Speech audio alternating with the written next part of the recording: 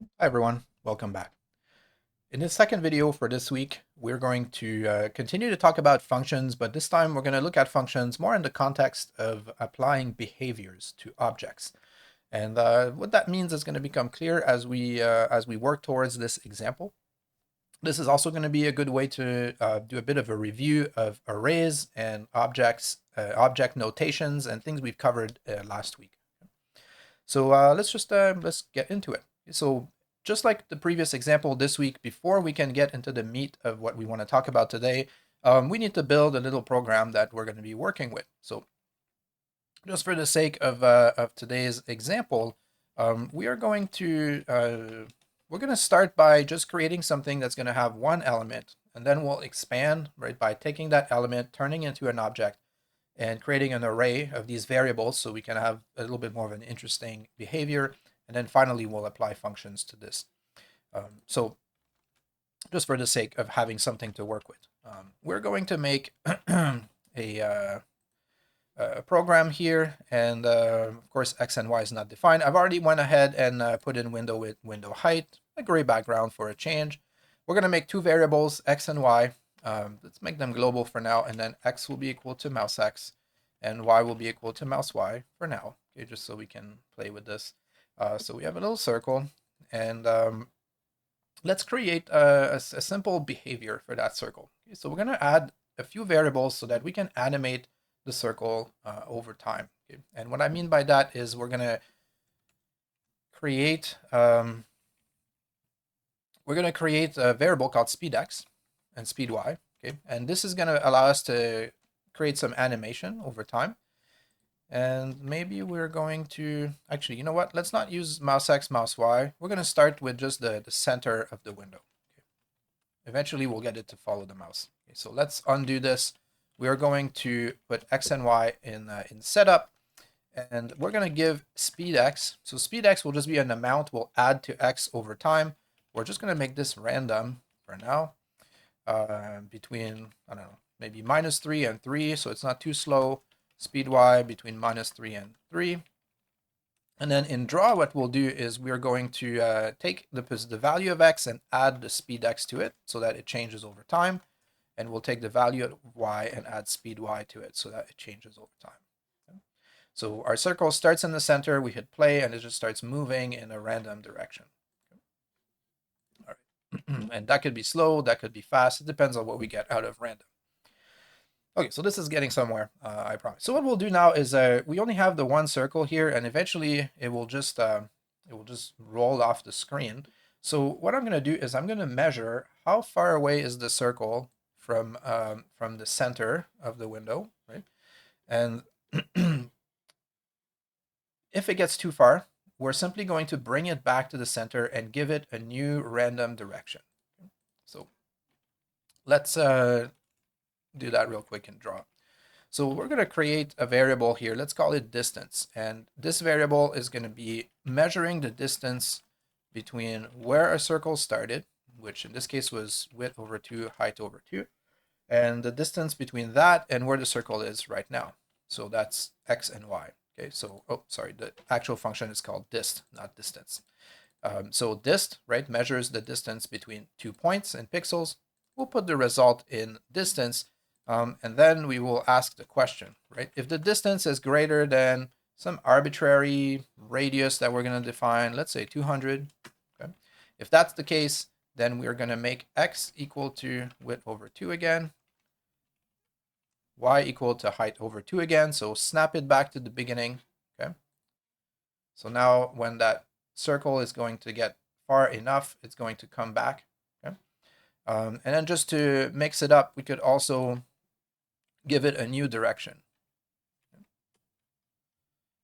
So if we get too far, we're going to just bring it back, okay? So this is our behavior now. Okay? So the circle leaves, and then if it gets too far away, get a new direction. And then just to, again, to make things a little bit different and interesting, in this sketch, we're going to calculate a value for the size of the circle. We're going to map the distance, right, which is going to be anywhere between 0 and 200, so such that the circle will start big, and as it gets further away, it's going to get smaller. So let's make a a variable called size, and the distance, right? We're going to map the distance. So we know the distance could be 0 when the object is right on top of the point we're moving away from, or it could be up to 200. We set that as our radius over here. And let's map that to a number, let's say between 100 and 0. Okay, so it's going to start at 100 pixels, and then it's going to go down to 0. Okay. And then we are going to use this this value as our size. Okay. Oh, it doesn't like that we are using this because size is a reserved function. Okay. Well, let's just change it to diameter. Okay. All right. No problem. Okay. So now the circle starts bigger, and as it's moving further away, it also gets smaller and eventually comes back. Okay. So hopefully that makes sense. We have a simple little behavior, nothing new that we haven't done before. Now, what we're going to do is it's also going to be a bit of recap from last week. So let's take this this idea here and let's scale it up. Okay, we want to have, instead of one circle doing this thing, I'd like to have maybe like 100 of these circles, right? All doing the same behaviors. So what that means is that for each circle that's going to be doing this behavior, right, moving away from the center of the screen, I'm going to need to have an x, a y, right, a speed variable. They're all going to need to have these variables inside of them. Okay? So these variables, we can either convert them into arrays individually, so we have multiples, or we're going to take the approach here of just creating a single array. So I'm just going to hit stop here. We're going to comment this out so we don't forget we have these. We're going to create an array. Let's call it bubbles, okay, because that's going to remind me of having these sort of bubbles flying away. So we're going to create an array called bubbles. Remember, the square brackets is our array syntax. And in setup, we're going to create an object that's going to hold these 4 variables for us. Okay? So the syntax to do that in JavaScript is we're going to create, let's just call it bubble singular. Okay, we're going to create an object, and instead of making it equal to a value, we're going to use the curly brackets. Okay? So we're going to use the curly brackets here. And then what I want to do is I want the object to have these 4 variables inside of it as a package. So we need to change the syntax here a little bit. So the way object variable value pair definitions work is we use, instead of equal, we're going to put a column. So this says my bubble will have an x attribute or an x variable. Its value will be width divided by 2. And then instead of a semicolon, we replace this by a column. Okay? A comma. And then we go to the next line and we do the same thing. So we'll do a little bit of syntax update here to make it work as an object. You can add that last one here. It doesn't matter. I like to do this in case I end up going back and adding another attribute. Okay. So now what we've done is we don't have these variables as global variables anymore, right? We have them inside a variable called bubble. And now bubble has a x value, a y value, a speed x, and a speed y. So we've packaged them inside what's called an object, which is a kind of a compound variable, right? So bubble is the object, and inside of it, it has the 4 variables that we need. The nice thing with this is that we can make copies of this, right? Every time we could put this into a loop. We could say, let's make 100. Let's see what that looks like. Maybe it's too many. Maybe it's not enough. So we're going to create bubbles here 100 times. And we're going to save them by storing them inside our array called bubbles. Okay? Bubbles, plural. So there's 2 ways we could do this. We could go at index I, right, which is the counter from our for loop. Remember, this is why we count from 0 when we program, because the index is always 0, the first value. So this counter is going to visit index 0, 1, 2, 3, all the way up to index 99. And then we could store the bubble we just made at that location. Okay, so that's one way we can do it. An alternative, similar way is, instead of using a specific index, we could say bubbles.push bubble. And in the context of an array, the push command, right? The push command, unlike with transformations, right? Don't get confused with push and pop. There's nothing to do with this. When you use push on an array, it just says take this variable and add it to the end of this array. So push it on top of the pile. Okay? So these two ways are equivalent, right? We could do it either way. This is how we write in a specific location, right? We have a counter, bubbles.push, we just add to the end, which means the array will get larger and larger. Sometimes it's good to know this syntax because you might have a situation where you want to add things over time to an array, or maybe you start with some amount and you're going to add more later. Using push can be a useful way to do this. Okay? But just remember these two are equivalent. Okay? So we're creating an array. Inside this array, we're putting these bubble objects that have our 4 variables inside of them. And then in draw here, we're going to say, okay, let's write a for loop. We're going to write the for loop. There's a few ways we could do it, right? We could write a for loop that's going to count from 0 to bubbles.length and do it in increment of 1. Okay? And then we're going to put this code inside the for loop. Okay? We could do it like this. And then instead of having to write bubbles bracket I all over the place, we're going to create a temporary variable, call it bubble, and we'll say bubbles equals bubbles bracket I. So this goes into our array, pulls out the variable that's at index I, and puts it into this temporary placeholder so we can refer to it with a shorter name. Okay? And then we'll do everything we did before, right? Using using the attributes of our object. So we're going to measure the distance. If it goes too far, we're going to update the object's variables.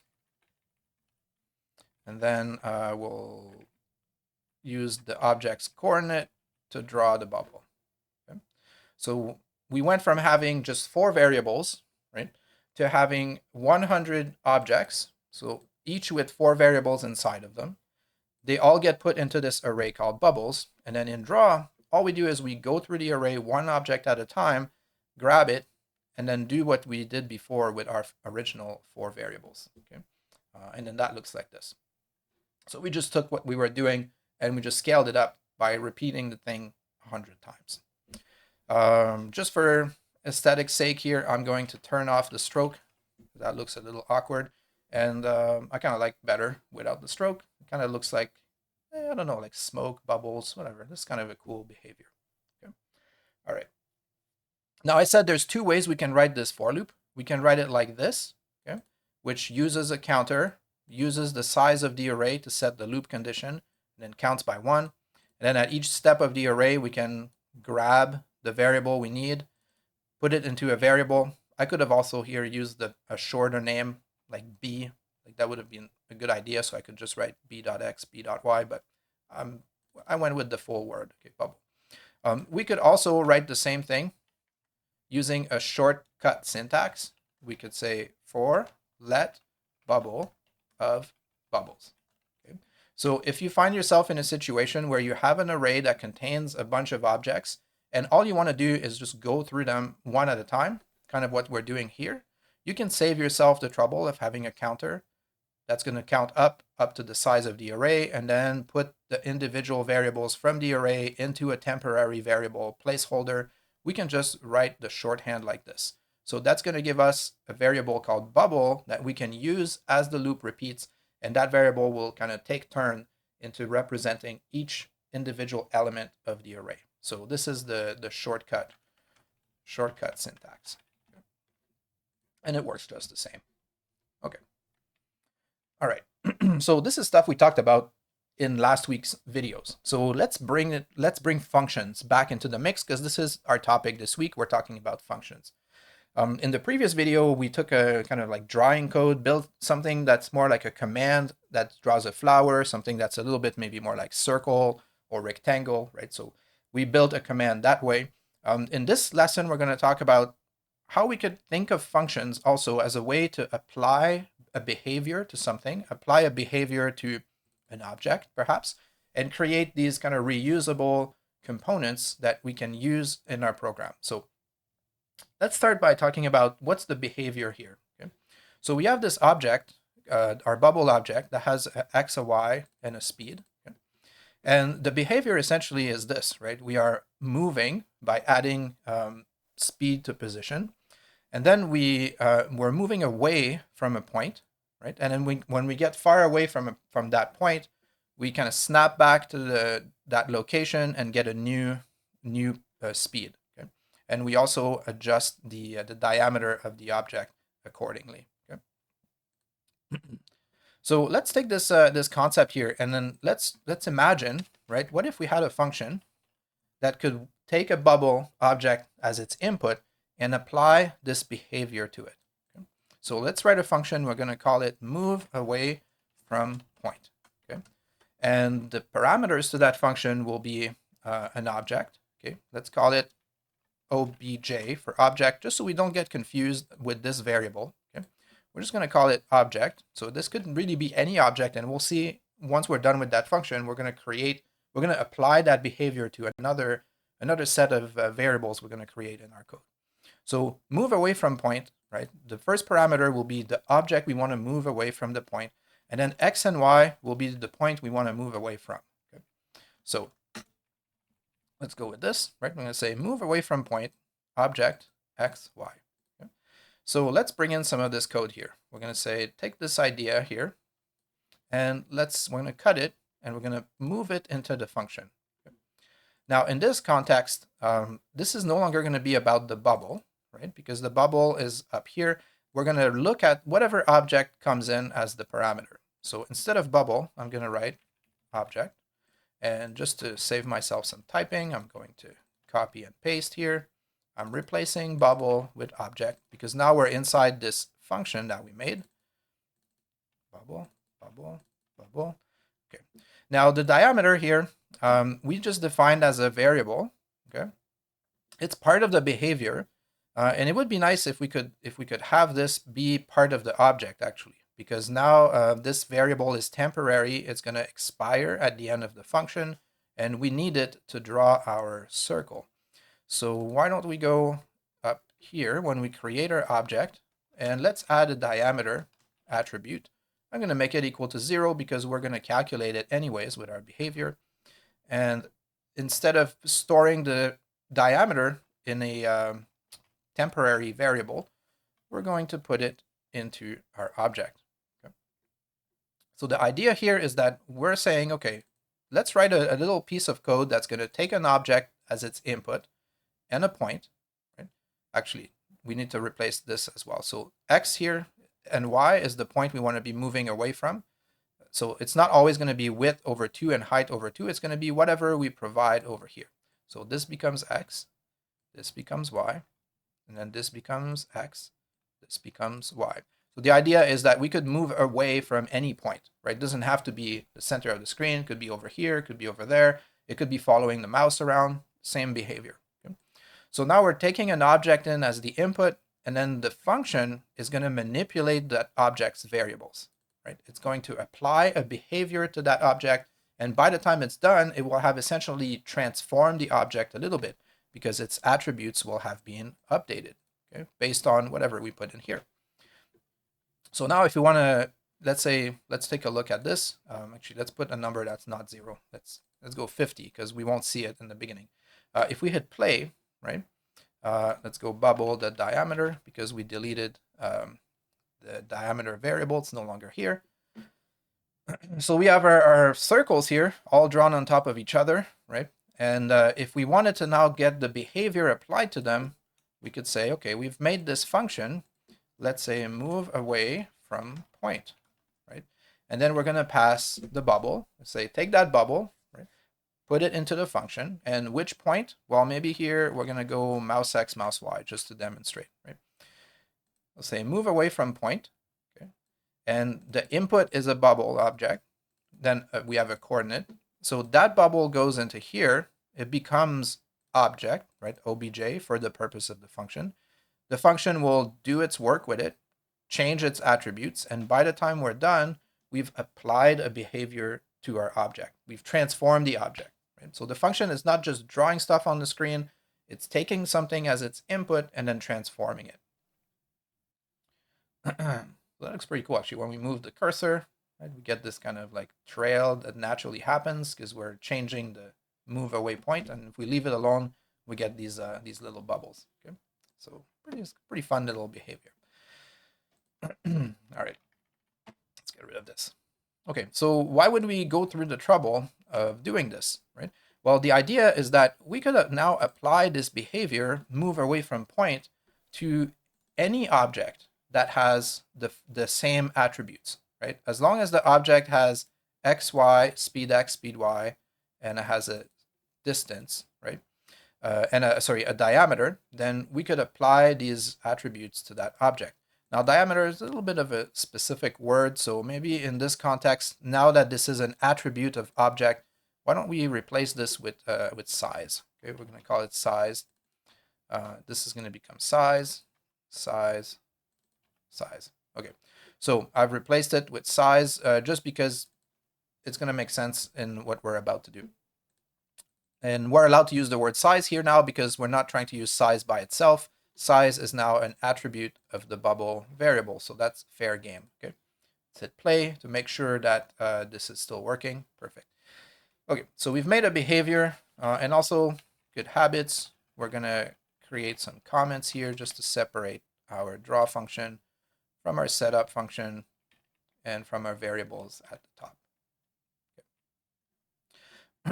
So we've made a behavior and we could apply it again to any object that has the same set of variables. So what does that mean? Well, let's say we made another array here. Let's call it boxes. Okay. The idea is that we're going to draw another series of shapes that are going to have the same behavior, but maybe we'll draw them somewhere else or draw them with a different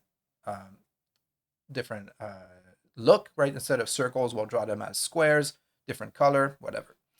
So let's make an array. I'll call it boxes. And in here, we're going to do the same thing we were doing above. Okay. So I'm going to copy and paste to save some time.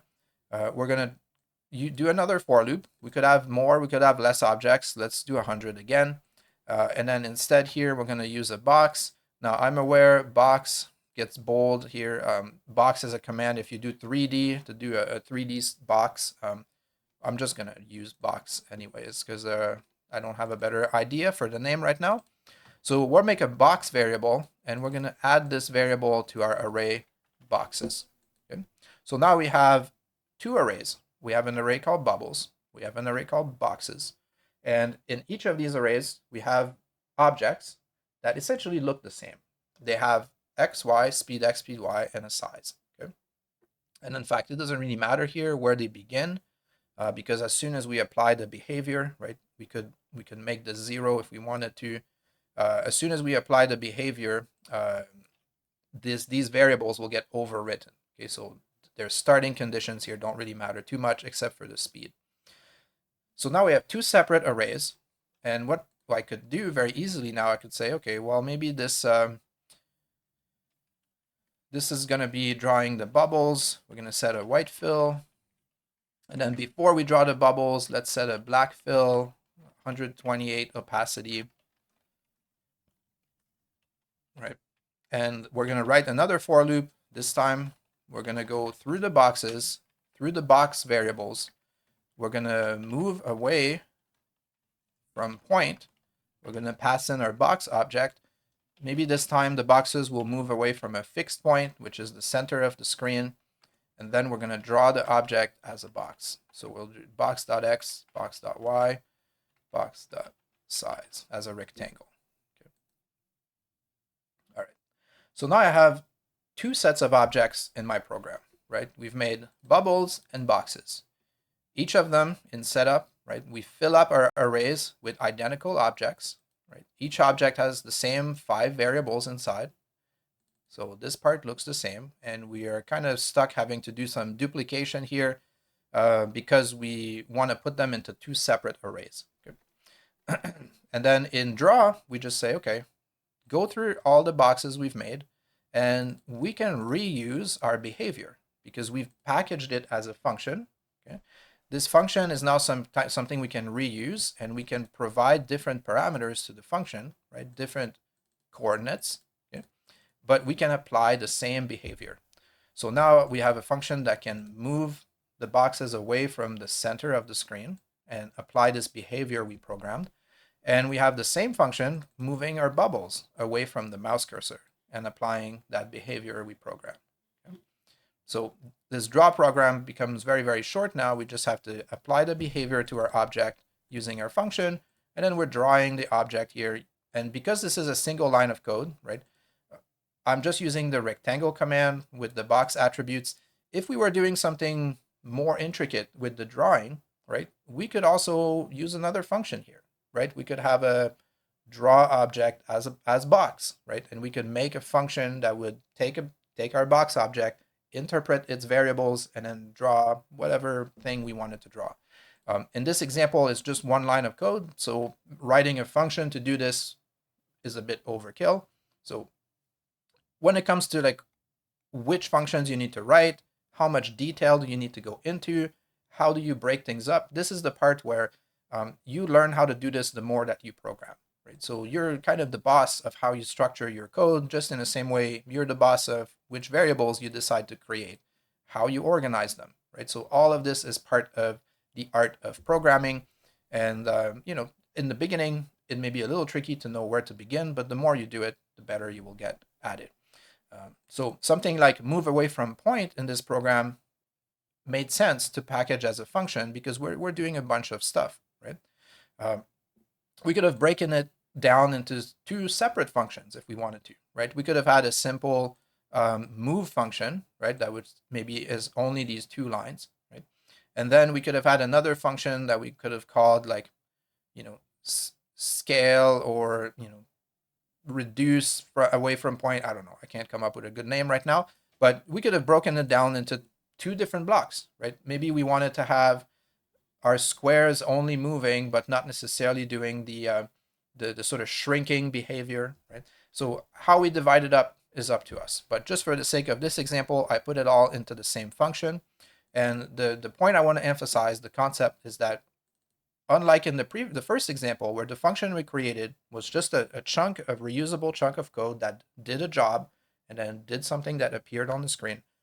In this example, we're creating a function whose purpose is to take in an object variable and then change that object's attributes, right? So it's doing some work on the object itself so that we can use it to apply a behavior, right? Transform the object in some way.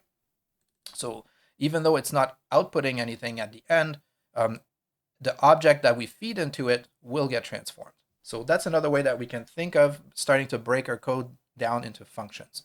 We can have functions that are simply new building blocks that we're creating that do tasks in our program that we want to partition, we want to isolate, we want to create these foundations. And we can also start to think in terms of behaviors. What is our code doing, and could we create reusable behaviors that we could apply to different elements in our code? Okay. All right. So we're going to leave it at that for today's example. Yeah, we'll pick it up next week. Take care, everyone.